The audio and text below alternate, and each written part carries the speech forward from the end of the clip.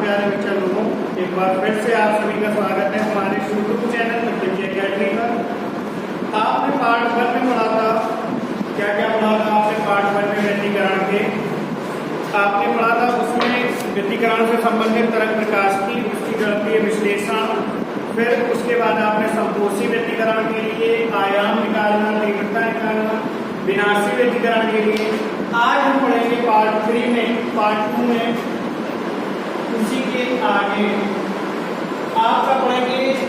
क्या आपको पढ़ना है? सबसे पहले आपको पढ़ना है, इसमें आपको चित्रभिन्न की स्थिति निकालनी है और यंग का द्वि स्लेट प्रयोग पढ़ना है। क्या पढ़ना है? YDSE, इसका मीन है young double slit experiment. Young का द्विक रेखा चित्र का प्रयोग, द्विक रेखा चित्र प्रयोग। तो आपने पार्ट 1 में पढ़ा था, जब भी हमें दो तरंगों का व्यतिकरण कराना होता है तो उनकी आवृत्ति समान होनी चाहिए, आयाम उनके भिन्न भिन्न होते हैं। तो हमें एक ऐसी तरंग की जरूरत है या ऐसी तरंगों की जरूरत है जिनकी आवृत्तियां समान हो। अब सपोज दैट यहाँ पे द्विक रेखा चित्र प्रयोग है, अगर हम एक ही सेम बल्ब ले आए, ठीक है, समझ रहे हो बात, एक से बल्ब ले आए दो और दोनों बल्ब लगाए। मान लो एक बल्ब हमने ये लगा दिया आपका और एक बल्ब ये लगा दिया, तो जरूरी नहीं है कि इनसे निकलने वाली तरंगों की आवृत्तियां जो हो वो 100% बराबर हो। कोई जरूरी नहीं है ऐसा हो, और जब तक ऐसा नहीं होगा तब तक हमको व्यतिकरण प्राप्त नहीं होने वाला। तो भैया यंग ने क्या किया, यंग एक साइंटिस्ट थे, इन्होंने एक दिमाग लगाया, बड़ा प्यारा सा दिमाग लगाया। इन्होंने क्या किया, एक सोडियम लैंप लेके आए, ठीक है, एक बल्ब लगाया जिसका नाम क्या रखा, सोडियम लैंप, सोडियम लैंप। इन्होंने एक सोडियम लैंप लगाया और इसके आगे क्या किया, एक बत्ती लगाई। इस दफ्ती में दो छिद्र कर दिए, इस दफ्ती में क्या किया, दो छिद्र कर दिए।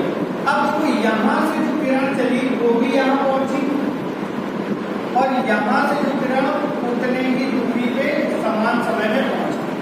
अब देखो एक स्रोत लगा के और दो स्रोत उससे प्राप्त करेंगे तो 100% पक्का है कि ये जो दोनों तरंगें यहाँ आ रही हैं ये यहाँ पे कैसी बनी, प्राथमिक तरंग, और इनसे निकलने वाली तरंगों की स्क्रीन पर क्या होगी, आवृत्तियां समान। तो हमें कहीं पर क्या होगा, डार्क फ्रिंजेस मिलेगी, ऐसे मिलेगा, एक डार्क फ्रिंज, फिर एक ब्राइट फ्रिंज, एक डार्क फ्रिंज, एक ब्राइट फ्रिंज, फिर ब्राइट फ्रिंज, फिर इस तरह से डार्क फ्रिंज, फिर आपकी ब्राइट फ्रिंज,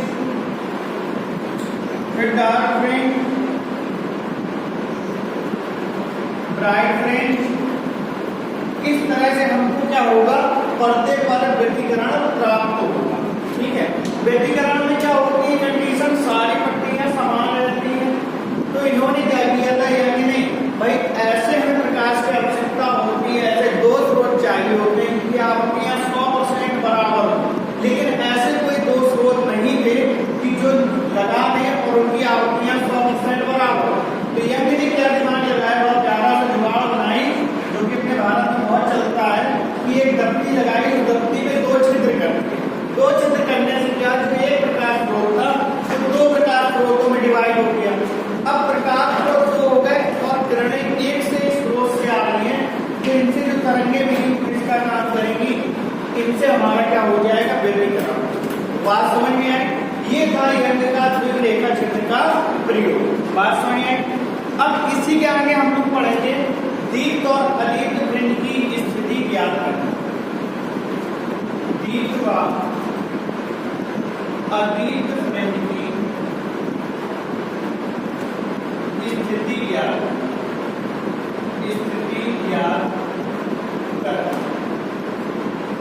इससे पहले पार्ट 1 में आपने पढ़ा था, कलांतर पढ़ा था, पथांतर पढ़ा था। इसको नोट कर लेना अगर बनाना हो, ये तो भी बता। कलांतर पढ़ा था, पथांतर पथांतर पढ़ा था। तो जो दीप्त पिंड की स्थिति निकलती है वो आप निकालेंगे पथांतर से। उसमें आपको किसका यूज है? पथांतर। अब पथांतर हमने आपको बताया था कि पथ दो तरंगों द्वारा या दो किरणों द्वारा तय किए गए पथ के अंतर को पथांतर कहते हैं। मान लो ये ए है, ये बी है, ये सी, ठीक। एक किरण पथ तय कर रही है, एक किरण सी, इनके अंतर को क्या कहते हैं?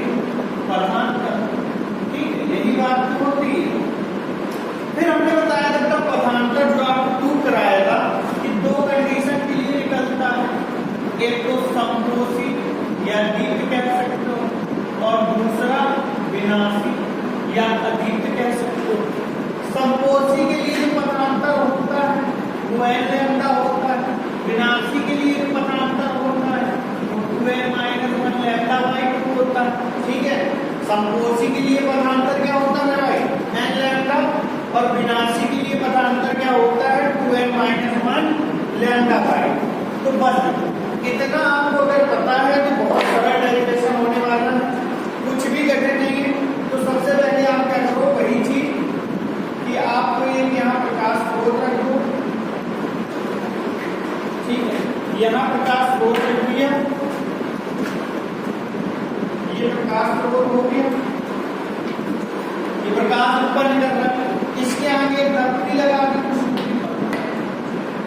दूरी पर एक दफ्ती लगा के उसके क्या किए, दो छिद्र कर देंगे। अब मान लो एक छिद्र ये कर दिया, एक छिद्र और इसे क्या किया बताइए S1 और ये S2। ठीक है, और यहाँ पर ऐसे मिला दिया कुछ दूरी पर, ये क्या तो कैपिटल D दूरी है। तो कुछ छिद्रों या स्लिटों के बीच की जो दूरी होती है इसे हम लोग बोलते हैं कैपिटल स्मॉल d। ठीक है, स्लिटों के बीच की दूरी या छिद्रों के बीच की दूरी को स्मॉल d बोलते हैं। ध्यान रखना मेरी बात, थोड़ा सा सवालों में अगर जरूरत पड़ेगी। ये स्लिट रखी है, इसे क्या कहते हैं? स्लिट। और इसे क्या कहते हैं? पर्दा। तो स्लिट से पर्दे तक की दूरी को कैपिटल D कहते हैं, स्लिट से पर्दे तक की दूरी को क्या कहते हैं भाई? कैपिटल D कहते हैं। अब ध्यान दो, अब एक स्रोत ये है, ये हटा के थोड़ा सा यहाँ लिख देंगे समकोषी के लिए n। अब स्रोत से क्या हुआ, एक स्रोत ये है तो यहाँ से कोई किरण यहाँ गई और एक स्रोत ये है तो यहाँ से कोई किरण यहाँ पहुंची। ठीक है, अब देखो एक किरण ये मान लो बिंदु P पर पहुंच रही है, तो एक किरण ने मार्ग कितना तय किया? S1P। एक किरण है, ये पहली वाली किरण कितना चल रही है? S1P। दूसरी किरण कितना चल रही है? S2P। S2P चल रही है बेटा, S1P चल रही है। ठीक है, अब देखो ये अगर पूरी दूरी D है तो ये आधी कितनी होगी? D/2। ये कितनी होगी? और ये दूरी जो हम लोग है ये कहते हैं x। यहाँ क्या वो अब बेटा अपने मन से कैसे मिला, अपने मन से क्या करो, इसको मिला, ये मिला लिया और यहाँ ये मिला। ठीक, नाम दे दो कुछ भी, क्या करिए M, ये कहते हैं। अब हमें किसका नाम है यहाँ पे? पथांतर, इसे C कहते हैं। काम किसका है भाई? पथांतर। पथांतर से हमने बताया लिखिएगा, तो पथांतर क्या होगा? पथांतर S2P माइनस S1P, या ऐसे हम लोग क्या कह सकते हैं? डेल्टा। अगर हमको S2P माइनस S1P मिल जाए, S2P माइनस S1P मिल जाए तो हमारा क्या निकल आएगा? पथांतर। और जब पथांतर को हम एक बार n लैम्डा के बराबर करेंगे तो हमको समकोषी की घटना मिल जाएगी, और जब इसी पथांतर को हम लोग इसके बराबर करेंगे तो हमको विनाशी की घटना मिल जाएगी। समझ में आ रही बात? अब देखिए ये त्रिभुज ले लो आप, कौन सा है? S1PM। ठीक, त्रिभुज ये अभी थोड़ी देर के लिए हटा दे रहे हैं, लिखिए त्रिभुज S1PM। ठीक है, S1PM में आप देखेंगे कि देखो ये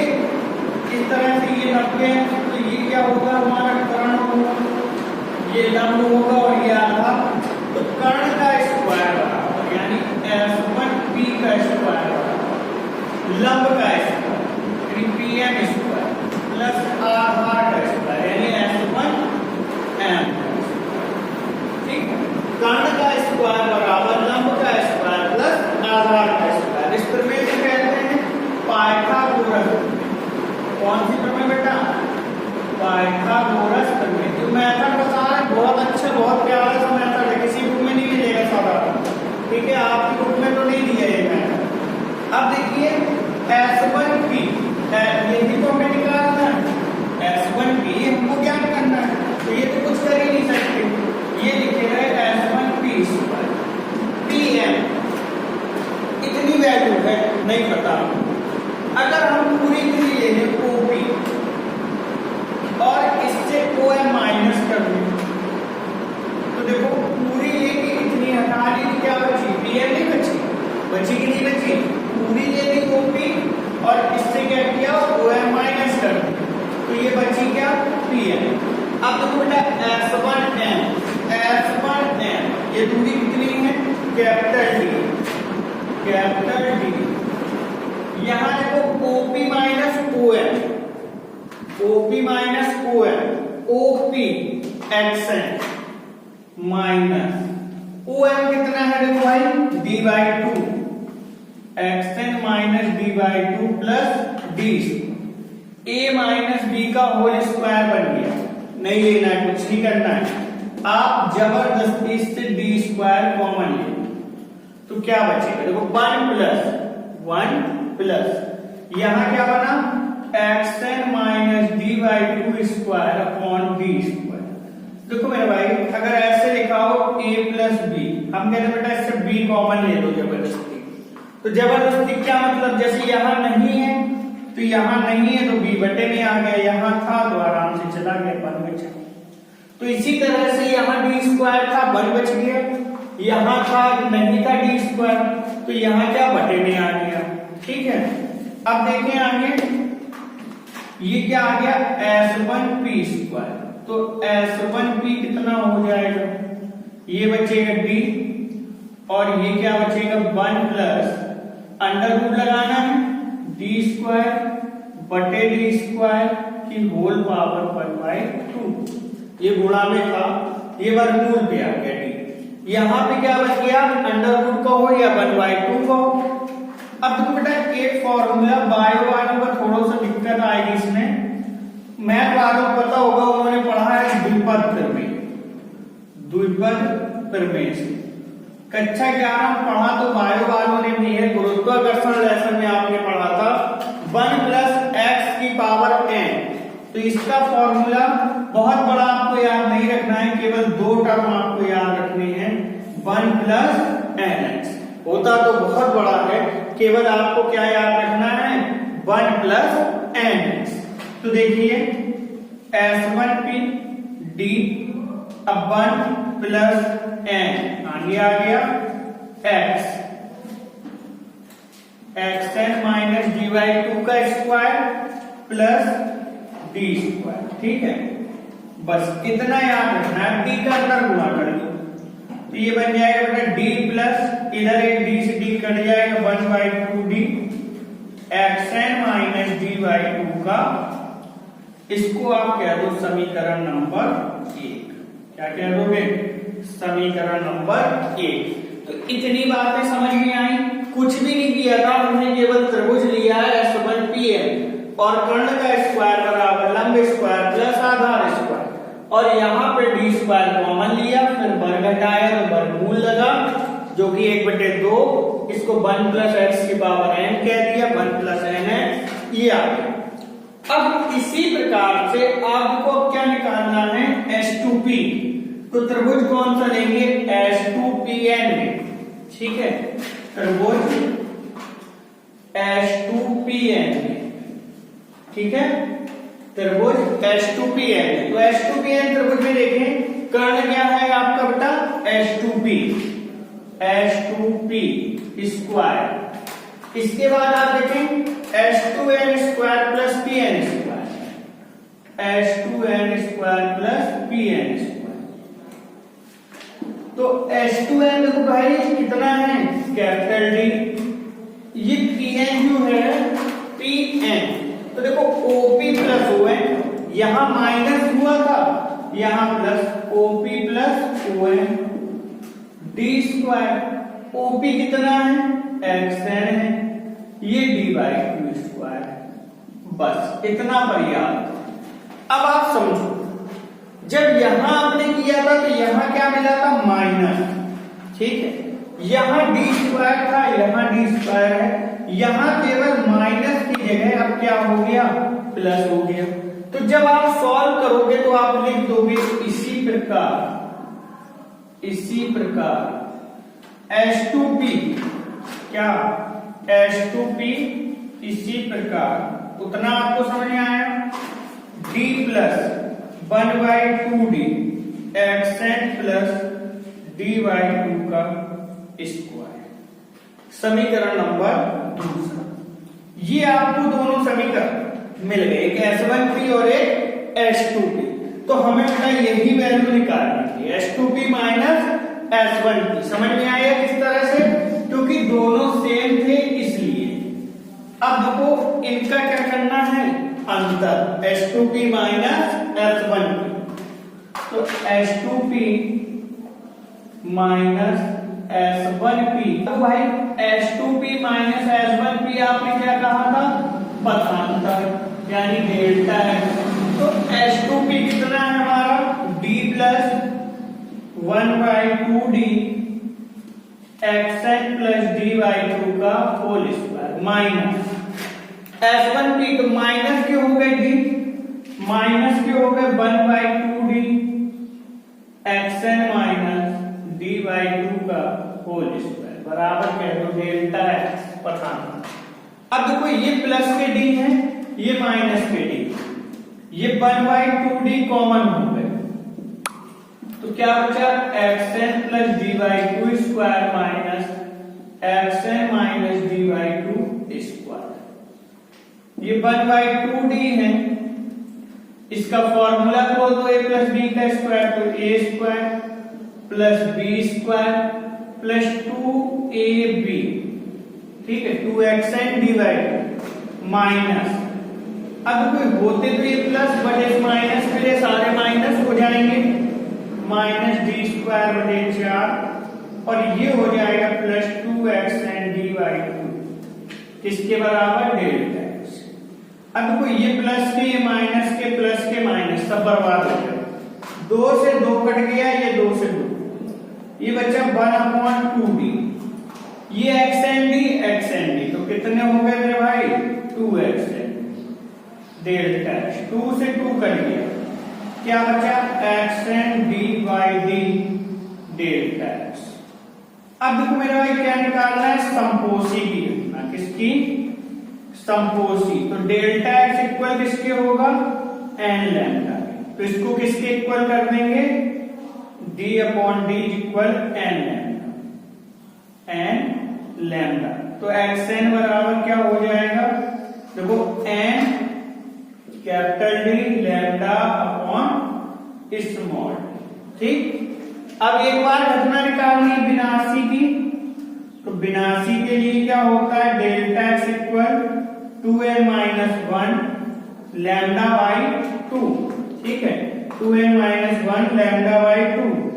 अब देखिए डेल्टा X की जगह ये रखना है, तो xn into D upon D 2n minus 1 lambda by 2, ठीक है।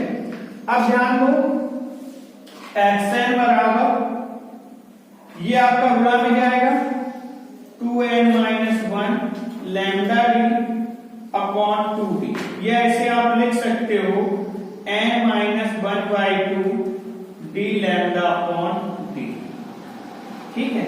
चाहे ये फॉर्मूला लिखें या ये नीचे वाला कोई भी लिखें कोई प्रॉब्लम नहीं है। तो ये था आपका फ्रिंज की चौड़ाई, एक तरह से इसे आप क्या कह सकते हैं, फ्रिंज की चौड़ाई एक डेफिनेशन होती है, तो बताते हैं। इसके बाद ये आपकी दीप्त और अदीप्त फ्रिंजों की स्थिति ज्ञात हो गई। अगर सवाल में आपसे कहें, मान लीजिए कह दें तीसरी दीप्त फ्रिंज, तो जो संपोषी होती है इसे ही हम लोग दीप्त कहते हैं, जो विनाशी होती है इसे अदीप्त बोलते हैं। तो अगर आपसे कहें संपोषी व्यतिकरण या दीप्त फ्रिंज के लिए तो समझ जाइए वहां फॉर्मूला लगाना है N D lambda upon D. N क्या है? एन का मतलब जिस क्रम की बात करें, हो सकता है आपसे कह दें तृतीय दीप्त फ्रिंज, चतुर्थ दीप्त फ्रिंज, द्वितीय दीप्त फ्रिंज, तो आप वहां पे एन की वैल्यू क्या रखेंगे? जो भी आपसे कहें, 2, 3, 4, 5, जो भी कहें आपसे। बात समझ में आ रही है? और अदीप्त की बात करें तो अदीप्त के लिए क्या करेंगे? एन का मान जैसे आपसे कहें चौथी, तो एन का मान 4 कहां रखेंगे? यहां पर। ठीक है। अब देखिए और क्या होता है इससे, और क्या अगर आपसे कहें सवाल में कि शून्य फ्रिंज है ना, थोड़ा सा यहां पर लिखते हैं। जैसे मान लो कह रहे केंद्रीय फ्रिंज, सवाल में बार बार आपसे कहते हैं, और इसके बाद कभी कह देते हैं चौथी दीप, तीसरी दीप, या चौथी अदीप, तीसरी अदीप, तो कुछ भी कह सकते हैं। तो केंद्रीय फ्रिंज को हमेशा क्या कहते हैं? शून्य। केंद्रीय फ्रिंज को क्या बोलोगे भाई? शून्य बोलोगे। और अगर ये है चौथी दीप तो आप लिखोगे 4 डी लैम्डा बटे डी।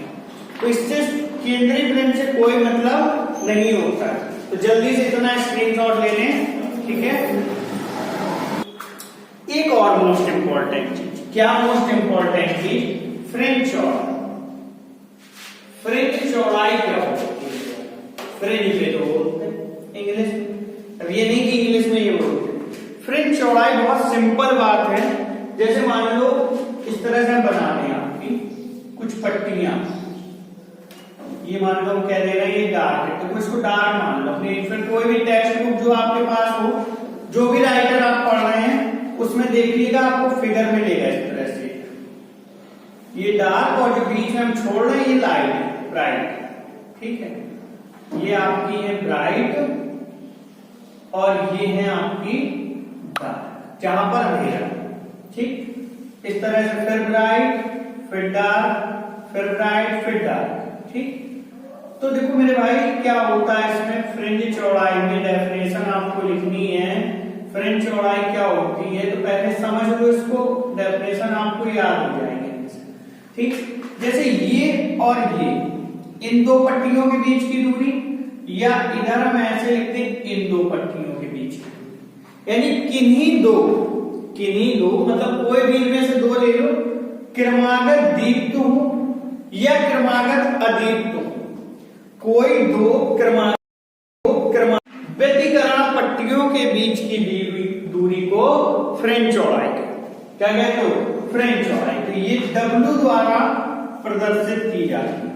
ठीक। इसका फॉर्मूला क्या होता है? W is equal to D lambda upon D. ये इसका फॉर्मूला होता है, W द्वारा प्रदर्शित करते हैं। और मात्रक क्या होगा मेरे भाई? वही मीटर, इसका लैम्डा का मीटर, इसका मीटर, तो मीटर मीटर चल बसे मीटर बच गया, यानी फ्रिंज चौड़ाई का मात्रक भी क्या होता है? मीटर होता है। तो बात समझ में आई?